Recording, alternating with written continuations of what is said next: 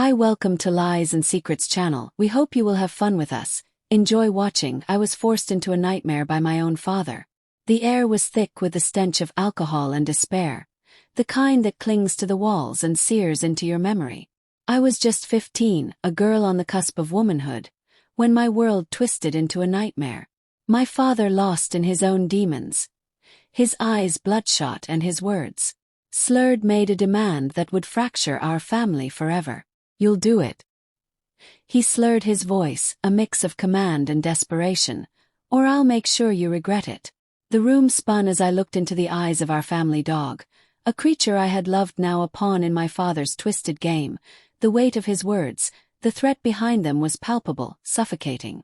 That night in the silence of our broken home, I was forced into an act that would haunt me, an act of such profound violation that it severed the very fabric of our family. I was alone with only the cold comfort of the dog's confused affection, my innocence stolen by the man who should have protected it. But the story doesn't end there. It was a year later, when I found solace in the arms of a new boyfriend, that the truth began to unravel. He saw the shadows in my eyes, the unspoken pain, and with a resolve I didn't know I needed, he turned my father into the police. The shock waves of that decision still echo through my life, a testament to the darkness that can reside within the walls of a home, within the heart of a family. This is not just a story of betrayal and trauma. It's a tale of courage, of speaking out against the unspeakable, and the beginning of a long journey towards healing. The aftermath of that night was a blur, a haze of confusion and self-loathing. I remember waking up the next morning, the sunlight harsh against the reality of what had happened. My father was passed out on the couch, his snoring a grotesque soundtrack to my pain. I felt dirty, violated in ways I couldn't even articulate. Days turned into weeks and I withdrew into myself. School became a place of escape, but also a reminder of my isolation.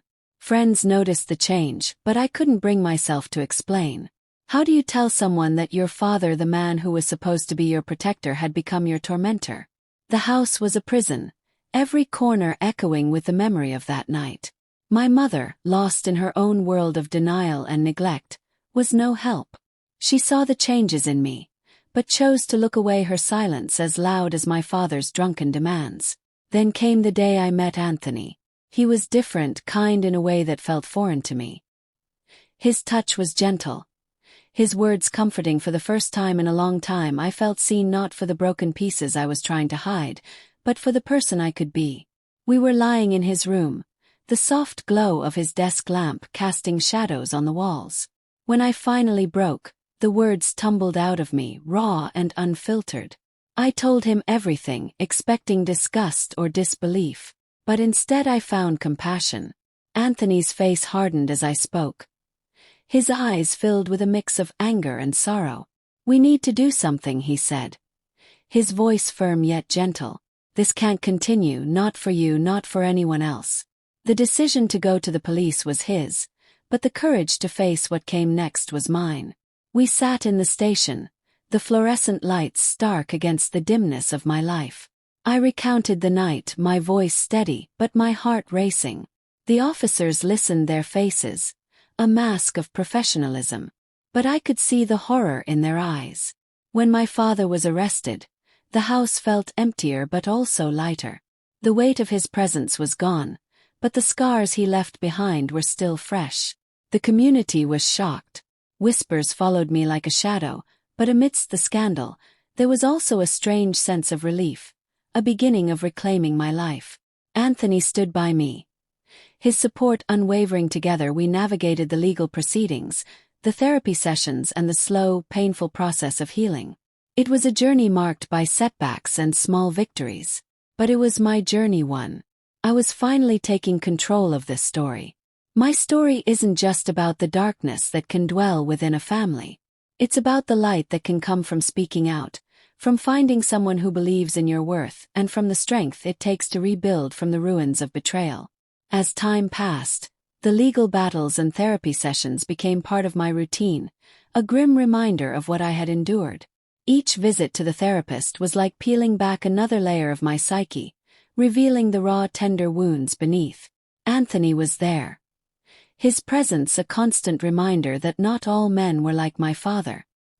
His patience and understanding were like balm to my soul, helping me stitch together the fragments of my shattered self-esteem. The trial was a spectacle, a public dissection of our family's darkest secrets. Sitting in the courtroom, I felt like I was outside of my body, watching someone else recount the horrors of that night. My father, once a towering figure of authority in my life, now looked diminished, his face a mask of regret and denial. His lawyer tried to paint a picture of a man lost to alcohol, not malice. But the truth was undeniable. The evidence was there, in my words, in the dog's bewildered eyes, in the silent testimony of our home when the verdict came. It was a bittersweet victory. He was sentenced to years behind bars, a punishment that felt both too much and not enough. The relief was palpable, yet it was tinged with a complex sorrow for the man he once was. Or perhaps the man I had hoped he could be. Life after the trial was a slow crawl towards normalcy. Anthony and I grew closer, his support becoming the foundation upon which I rebuilt my life. We moved into a small apartment together, away from the memories that haunted the old house. Every corner of our new home was filled with light, with laughter, with the gentle touch of healing. But healing was not linear. There were nights when the darkness crept back, when the past felt like it was clawing its way into the present.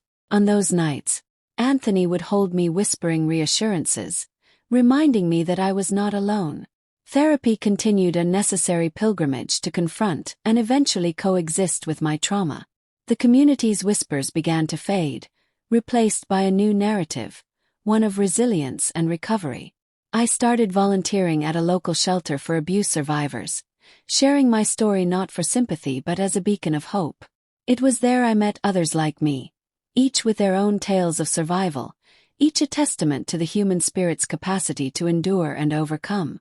Years later, standing in front of a group of survivors sharing my journey, I realized how far I had come. This isn't just about surviving, I told them, my voice steady. It's about reclaiming your life, your narrative. It's about turning pain into power. Anthony was in the audience, his eyes filled with pride. After the talk, as we walked home, hand in hand, he squeezed my hand. "You're incredible," he said. And I believed him. My story isn't just about the darkness that can dwell within a family. It's about the light that can come from speaking out, from finding someone who believes in your worth, Ace. And from the strength it takes to rebuild from the ruins of betrayal. It's about understanding that true infidelity isn't just about broken vows between partners, but the profound betrayal of trust within the very core of what should be your sanctuary, your family. And it's about the journey of healing, a journey that, while fraught with pain, leads to a place of understanding and ultimately empowerment. The courtroom was stifling, the air heavy with the weight of judgment and the scent of old wood and polished leather. I sat there, my hands clasped tightly in my lap, feeling every eye in the room boring into me. The judge's voice was a distant echo, his words blending into the background noise of my pounding heart. "Guilty," he pronounced, and the word hung in the air like a guillotine blade ready to fall. My father's face was a mask of shock, his usual bravado stripped away, leaving behind a shell of the man who had once been my world. The gavel came down with a finality that resonated through my bones. It was done, he was going to prison, but the sentence felt like it was being served to me too. In a different kind of cell, one made of memories and pain. As the officers led him away, his eyes met mine for a fleeting second. There was no remorse there, only a cold, hard stare that seemed to say, "You did this, and maybe I did. Maybe I had unleashed this storm, but it was a storm that needed to rage to clear the skies." Anthony's hand found mine, squeezing, gently pulling me back from the abyss of my thoughts. "It's over," he whispered, but his words felt like a promise rather than a statement of fact. We stepped outside the courthouse, the sun blinding after the dim, oppressive atmosphere inside. The world seemed too bright, too normal, as if it didn't understand the gravity of what had just transpired. The silence between us was thick, laden with everything we couldn't say. Then Anthony turned to me, his eyes searching mine. "What now?"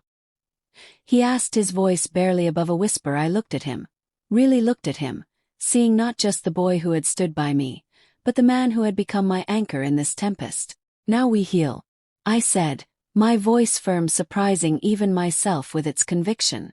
"We heal and we move forward together." The walk back to our apartment was quiet, each step feeling like a march towards a new beginning. As we entered our home, the space felt different, as if the verdict had cleansed it somehow. But the shadows lingered, lurking in the corners waiting that night. As we lay in bed, the darkness outside seemed to press against the windows, eager to seep in. I felt it, the familiar pull of the past, the whispers of doubt and fear. But Anthony was there, his warmth a shield against the cold memories. "I'm scared," I admitted, my voice a fragile thread in the quiet room. He turned to face me, his eyes reflecting the dim light from the street lamp outside. "I know," he said, "but you're not alone anymore. We're in this together." His words were a lifeline, and I clung to them, feeling the weight of my solitude lift just a fraction. "I want to believe that," I murmured, "but sometimes it feels like the darkness is too vast, like it'll swallow us whole." Anthony pulled me closer, his arms encircling me in a protective embrace. "Then we'll fight it together every day. Every night we'll fight it because you are worth fighting for." Tears pricked at my eyes, not of sorrow but of something akin to hope. "And what if I can't fight anymore?" I whispered, my voice breaking. "Then I'll fight for you," he said simply, his breath warm against my hair. "Until you can fight again." In that moment, I felt the pre-climactic surge of our journey. It wasn't the end. It was the precipice before the climb, the deep breath before the plunge. The healing wasn't just about moving past the trauma.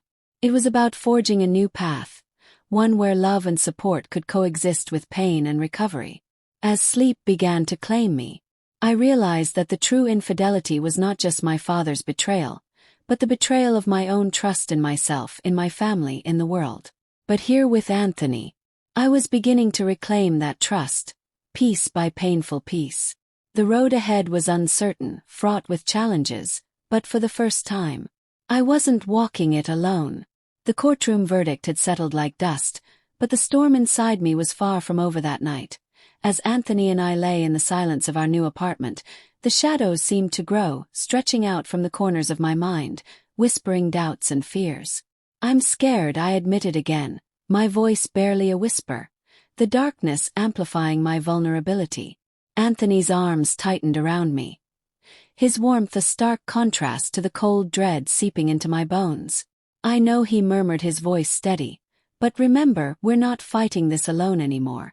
The room was quiet save for our breathing and the distant hum of the city outside.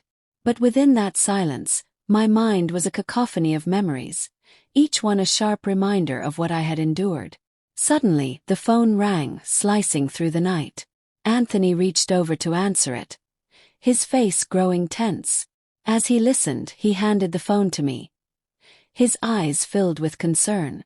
"It's your mother," he said. Softly, my heart sank. I hadn't spoken to her since the trial. Her voice, when I finally heard it, was a mix of regret and desperation. "I need to see you," she said.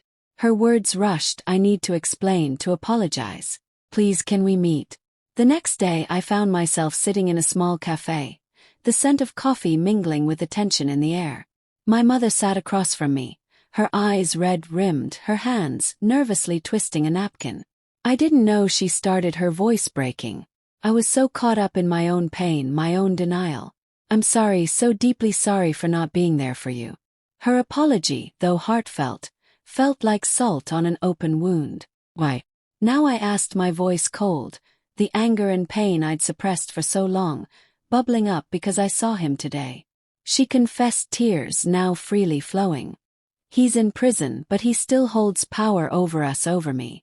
I couldn't bear the thought of you carrying this alone, like I did with his other indiscretions." The word indiscretions felt like a slap. Other indiscretions. My voice rose, drawing glances from other patrons. "What else did you ignore, Mom?" She looked down, her face contorted with guilt. "There were signs, things I chose not to see, not to confront.